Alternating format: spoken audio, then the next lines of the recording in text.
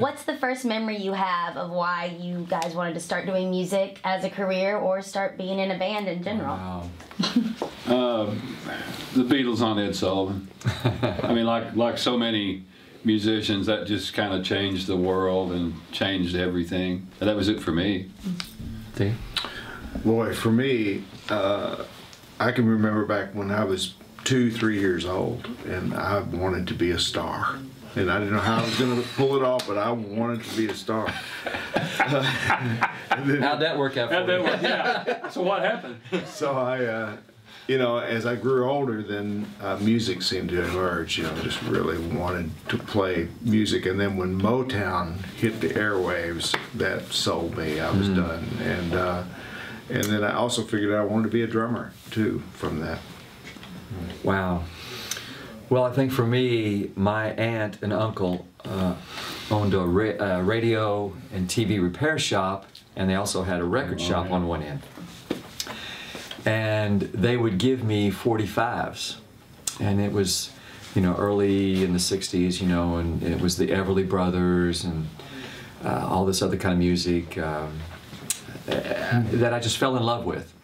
And never thought that I would actually be playing, because I wasn't a musician at that point in time. And like Marlon said, that moment in which, that Sunday in which I sat and watched the Beatles on Ed Sullivan's show, it really changed things for me. I'm sure you're hearing a lot of people of our generation perhaps say that very thing, but it's the truth.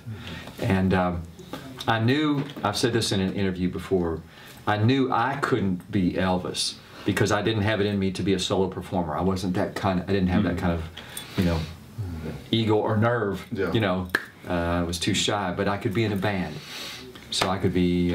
It's an interesting point. I never thought of it that way, because you could be part of a band. Yeah, I could be Paul, but I couldn't be Elvis. Yeah. You know? Yeah, that's very well, good point. Very good point. Well, to go off saying being a part of a band, what do you, is there just like a special dynamic or a certain dynamic you think that's makes it, because you say you couldn't be a solo performer, I guess, just what's that special thing that glues y'all together that makes you just that powerful with that much energy? I think with when you put together the right group of people, let's see, what do they say, that the becomes greater than the sum of its parts. I forgot. Total, I don't know. One of those things. Anyway, you become, there's a certain magic that exists, and when you play together, you're actually greater than you should be. And that chemistry is really hard to find. It's really difficult to put it together, and then it's equally difficult, or more so, to hold it together over a period of time. But that's the key ingredient, I think, to groups, and that's probably what motivates groups to be together. I think for a band, a group of people to stay together is a miracle. I mean, it's a miracle to survive just the difference in musical styles and egos and everything else that happens, you know, when you're together. And when it happens, you know, when you get along and you become this family and you are very like-minded about the music, it's a very special, magical thing. And how or why it happens, you know, is kind of a mystery. But you know, again, you've got to care for one another. You know, again, be like-minded about the music, and maybe you stay together for a while. Maybe it happens, you know. It seems like the five of us, there is a certain chemistry. And through the years, there have been other members and this and that. It hadn't really happened in some configurations. But when we get on stage and start playing, there's just something that happens. Can't explain it, and probably shouldn't try to explain it. Yeah. So that chemistry makes all the other little small stuff worth working on. Yeah, that makes it all worthwhile when that happens. Yeah. You know, I know the three of us, you know, Exile as a band has been together since 1963, you know, through all kinds of different members. But I know that when we got together, and I can remember at a rehearsal, strapping on the guitar, my bass guitar, everybody's at their instrument, and we started playing. And the sound of the music and the sound of those vocals, the way it sounded, was like nothing I had ever experienced playing in any other band, anywhere, anytime. And it really was magic. And I thought, my God, if we can if we can harness this, if we can capture this, man, we've got something, you know. And an interesting thing, we, the five of us had not been together for 23 years until we reformed in 2008. And I think Sonny made the point, when we got back and started playing, almost immediately, it's like it was yesterday. I mean, it sort of came back really quick. And frankly, I was kind of surprised. I mean, I don't think any of us knew if it would still be there or not. Absolutely. Yeah, but it was there, and it's still there. It's very cool. Well, I read in y'all's book that it was saying, I think there's been about 35 members throughout all the... We don't know. You don't even know. We don't know. We're asked that a lot. Yeah. There's a lot of members. There is, but it said that at every point they're always there cheering on the sidelines. Like there's that great chemistry between all y'all and that great brotherhood that's talked about. But how would you, I know you said it's hard for you to put your finger on it, but what advice would you give bands that are trying to follow in your same footsteps and try to get that brotherhood that y'all have? Yeah. This is, I don't know if you could use this. That's what editing's for. When I joined the band initially in 1977, there was a policy, and the group policy was that if you quit, or if you do something so dramatic to get yourself fired, you leave with nothing. You know, and the band, I mean, when I joined, it was the hottest band in 3 states. You know, so it was not even money wise, it was a big drop down from where I had been, but prestige and success, it was a big step up. So you take that step up and you're devoted to being successful in the music business. That's a big deal to know that if you quit, you're going to leave with nothing. Then when the success came, you know, and then the money starts coming in, then it becomes even a bigger deal.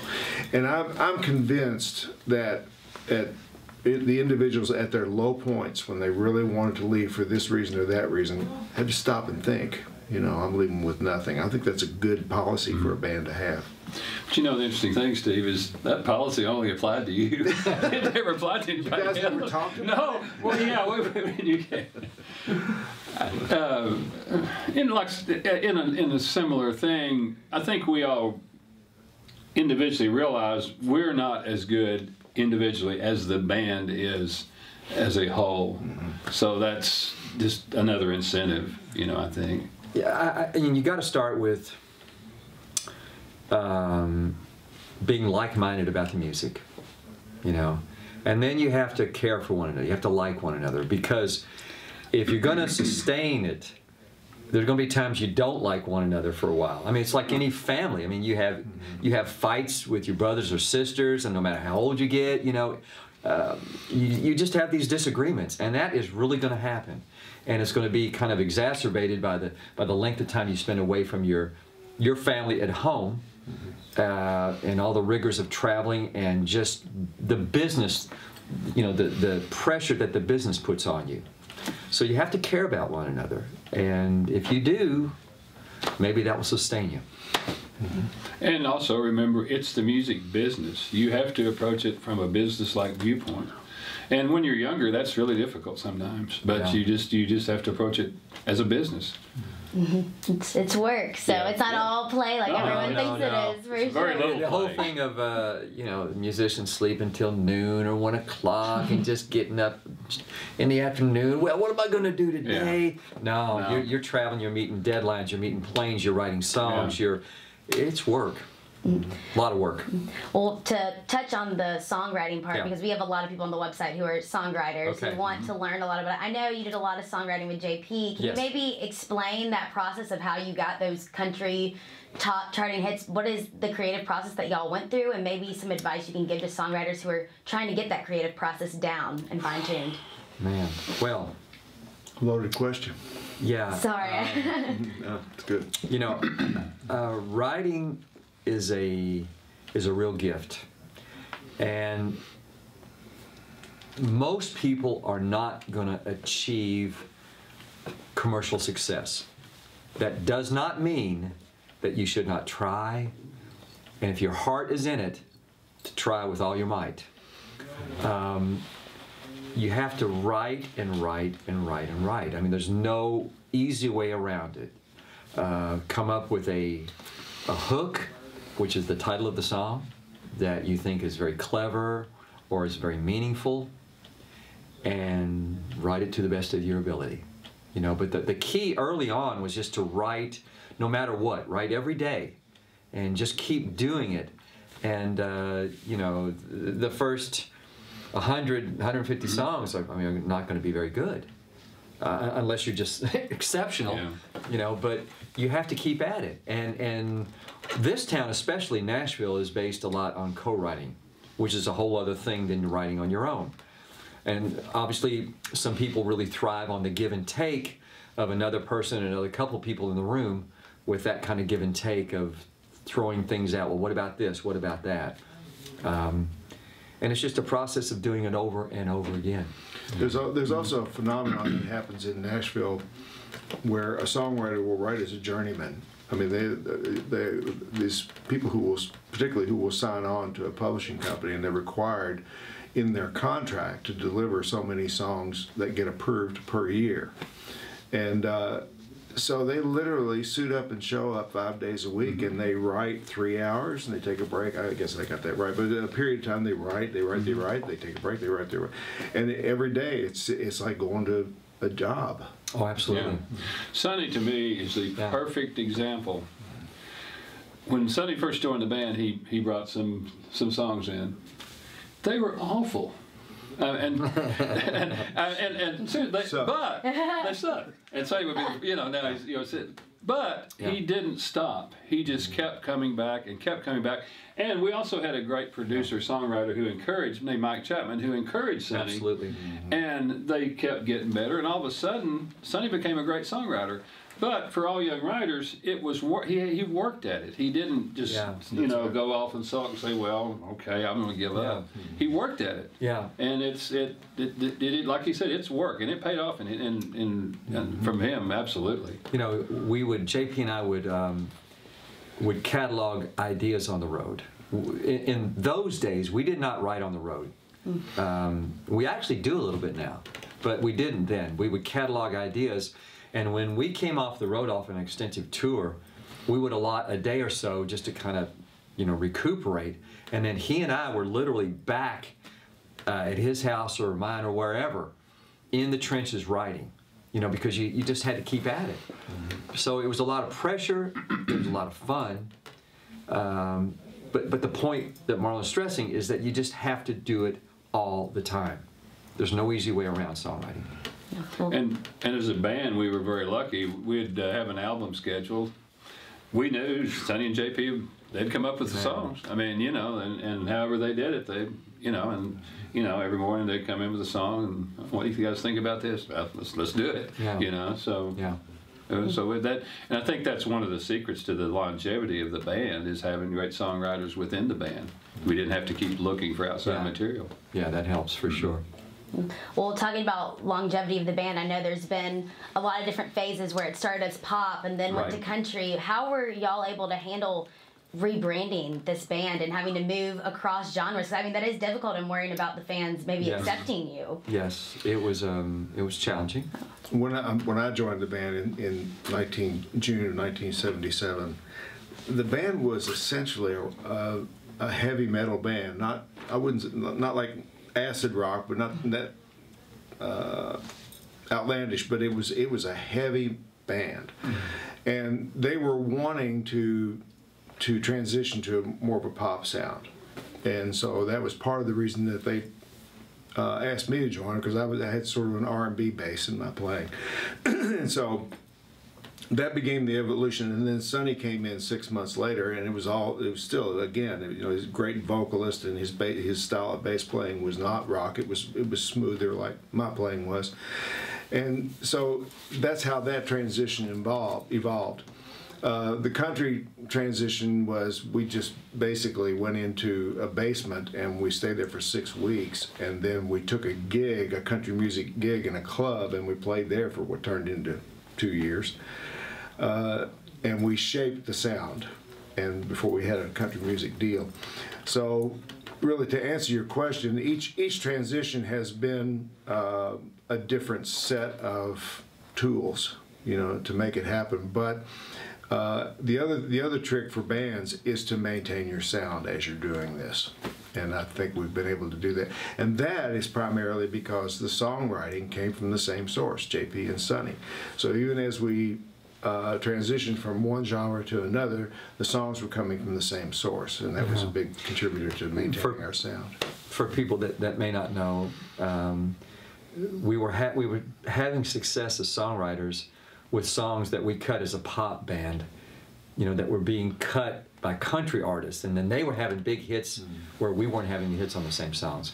So our manager was the one that came to us and said, "Hey guys, look, here's the deal. You're writing these songs as a pop act. You're having country success as songwriters. We're just going to transition that way because you're writing that way naturally anyway." And it paved the way for us, and it also gave us some cred in Nashville as songwriters to come into the town and say, "Hey, well, we've written these things, and you know, this is the band. We're the guys that write them and record them.